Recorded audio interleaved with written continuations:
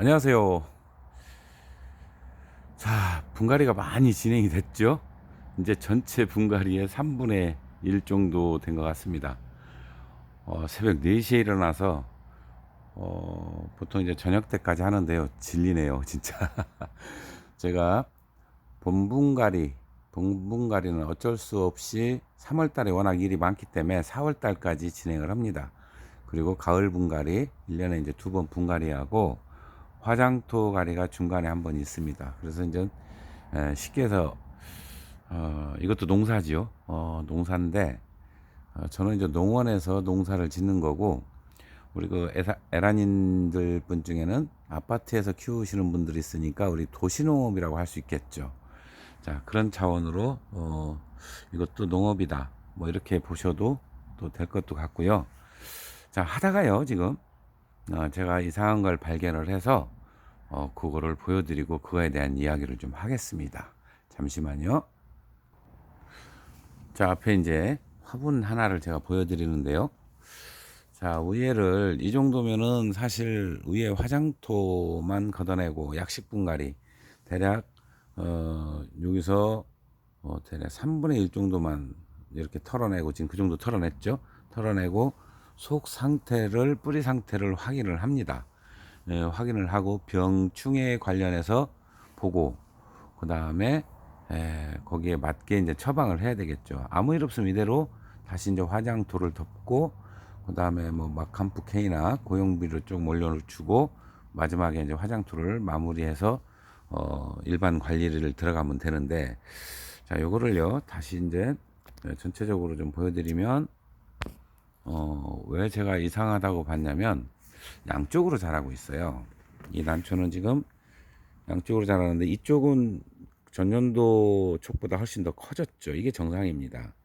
지금 전년도 촉인데 이게 이촉보다는 이게 이렇게 자랐습니다. 이상이 없다는 얘기죠. 그런데 뒤에가 그닥 많이 자라질 않았어요. 뒤에 촉인데 양쪽으로 갔습니다. 이게 그러다 보니까 쏟아보고 문제가 있나 확인을 해보니까, 이게 잘 보이려나요? 자, 뭔가 좀 이상한 게 보이나요? 뿌리에 보면 하얀 부분이 보이시죠? 자, 조금 확대를 해서 보여드리면 잘 보이죠? 제가 손으로 살짝 만져서 표가 조금 났는데, 자, 잘 보이실 겁니다. 자, 우리 시청자 여러분, 이게 뭘로 보이세요? 뭔가가 있죠, 하얀 거. 이거는 분명히 이물질이죠? 정상적인 게 아닙니다. 바로 이 현상에 대해서 여러 가지 의견들이 있었습니다. 근데, 비교적 전문가분들의 공통된 의견을 제가 여러분께 말씀을 드리고, 그 다음에 그거를 처방을 했더니 확실히 효과가 있었기 때문에 여러분들한테 요 상태를 말씀을 드리고 하려고, 요거를 분갈이하다 또 약간 지루하기도 했고, 그래서 여러분께 지금 보여드리는 겁니다. 자, 요게 뿌리깍지벌레라는 건데요. 아마 처음 들어보시는 분도 있을 겁니다. 그래서 실제로 이걸 찾아보면 그 명칭은 일부 사용하는 데가 있고요, 또 다르게 사용하는 부분도 있어요. 그런데 제가 뿌리깍지벌레라고 이렇게는 제가 알고 있는데, 다른 명칭을 모르겠어요. 그게 정명인지 또는 뿌리깍지벌레가 정명인지는 잘 모르겠지만, 이거에 대해서는 꽤 오래전부터 이야기가 나왔습니다. 그리고 이 하얀, 지금 이렇게 핀셋이 어디로 갔나, 없어졌어요. 자, 여기 보면은 요 하얀 부분이, 여기가 이렇게 건드려 보면 벗겨집니다. 자, 벗겨지죠? 이렇게 벗겨지는데, 이걸 그냥 내비두면은 어떤 일이 벌어지냐면요, 그쪽이 세력이 급격히 떨어집니다. 그러면은 춘난에 해를 준다는 뜻이죠. 그럼 어떤 해를 주나, 그 이제 자료를 쭉 봤는데, 특히 이제 춘난에서는 이 이야기는 거의 없습니다. 없는데 실제로는 많이 있는데 표가 안 나는 거겠죠. 그런데 이제 다육이나 다른 식물, 그 집에서 우리 쉽게 얘기하면은 반려식물을 키우시는 분들이 그 애로사항을 이야기를 하는 걸 봤어요. 거기도 역시 똑같은 이야기를 합니다. 예, 그리고 양란을 키우시는 분들도 거기도 깍지벌레, 거기는 또 이제 솜깍지벌레라는 게 또 이제 보여요. 그 다음에 보통 우리가 깍지벌레 하면 입에 피해를 주는 걸로, 그래서 흡즙을 하면 거기가 흑점병이 생기고 흑반병이 생겨서 입을 못 쓰게 만드는, 주로 이제 우리는 그것만 주로 알고 있었잖아요. 근데 뿌리에도 해를 줍니다. 이 뿌리가 뿌리 흡즙을 하는데요, 급격히 문제를 일으키는 게 아니라 서서히 일으키는데요, 약간 냄새가 나요. 그리고 잘 듣지를 않아요. 어떤 걸 해도 잘 듣지를 않기 때문에 이게 굉장히 애로사항이 많습니다. 그리고 서서히 죽기 때문에 눈치를 못 챕니다. 예, 세력이 떨어져요. 죽지도 않아요. 또 제가 죽는다는 표현을 썼는데 오래되면 죽겠죠. 그런데 세력이 떨어지는데 왜 회복이 세력이 안 되는지를 잘 모르는 경우가 많다는 이야기죠. 그래서 요거를 이제 처방하는 거, 제가도 여러 번 이제 실험을 통해서 많이 익숙해지긴 했어요. 그럼 요거를 쏟아서 요 부분을, 자, 깍지벌레라고 그랬어요. 그러면은 뭐를 해야 되죠? 살충제를 해야 되겠죠. 비교적 잘 듣는 것이 우리 그 비오킬이 비교적 잘 듣습니다. 근데 이게 이제 뿌리 속으로 파고 들어가서 그런지 아니면은 보호막을 쳐서 그런지, 우리 보호막이라 하면은 아주 미세한 거미줄처럼 이런 걸 쳐도 어떻게 되냐면 그 안에 우리가 분무를 하거나 농약을 분무를 해보면 안 들어가거든요. 그래서 애들이 살아남습니다. 그리고 또 증식을 해요. 이게 반복적으로 그런 걸 나타내는데, 그래서 요거를 아주 부드러운 칫솔이나 붓으로 이걸 벗겨내고요. 그 다음에 반드시 살충제를 또 해야 됩니다. 그리고 얘네들이 흡집을 하면서 다른 또 병균이, 곰팡이균이나 이런 것들이 침투를 하는데요. 그때에 따라서 냄새가 더 나고 덜 나고 하는 것 같아요. 그러면은 이게 뿌리 소독할 때 잘 일반 소독으로 잘 안 돼요. 이때는 어쩔 수 없이 쓰는 게 있습니다. 예, 다른 걸 다 해봐도 그 가장 효과가 더 좋았던 게 뭐냐면 유한낙스였거든요. 레귤러라는 유한낙스를 쓰는데 저는 이제 그거를 안 쓰고 받을 메디락스를 씁니다. 그 효과가 있었어요. 그래서 그렇게 치료를 하면 되고요. 자, 그러면 한번 정리를 해볼까요? 자, 요거는 뿌리에 이렇게 하얗게 알갱이지듯 붙어 있거나 면적이 넓게 붙어 있거나 요런 때는 뿌리 깍지 벌레일 가능성이 높고요. 또 그렇게 보는 견해가 많다고 그랬죠.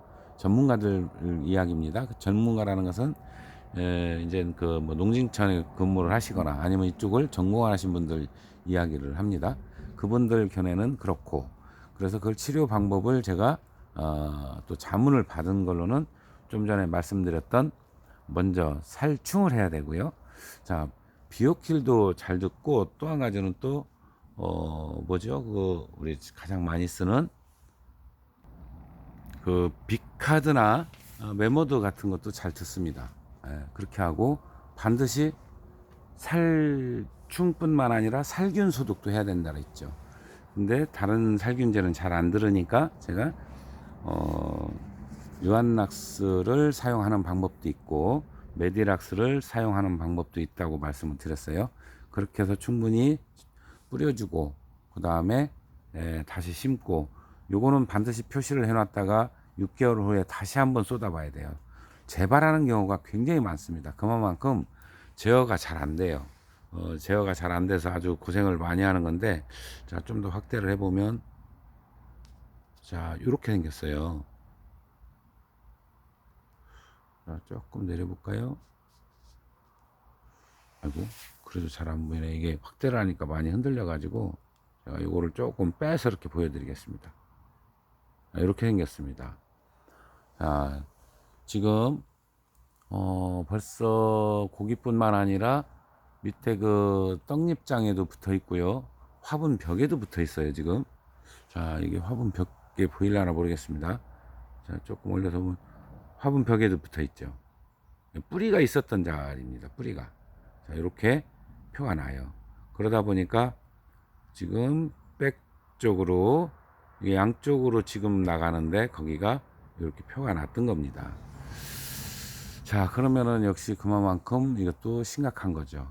우리가 의외로 뿌리로 오는 것이 우리가 가장 경계해야 될 것이 몇 가지가 있죠. 뭐 라이족토니아, 뭐 우리 그 금부병이 원인이 되는 또 뭐 PCM 뭐 이런 것도 있고요. 뭐 몇 가지가 있는데, 그 다음에 그 우리 푸사리움, 솔란이라든가 뿌리로 오는 것들은 옥시퍼럼은 이제 뭐 가구경에 주로 많이 오지만 솔란이 그거는 이제 분갈이를 하면서 뿌리를 제거를 하기 때문에 이상이 있는 부분, 그리고 소독해서 심기 때문에 어느 정도 지금 봄분갈이를 많이 하신 분들은 여름에 그 푸사리움 뭐 옥시퍼럼이나 푸사리움 솔라니, 그거는 이제 우리가 구경 썩은병이라고 합니다.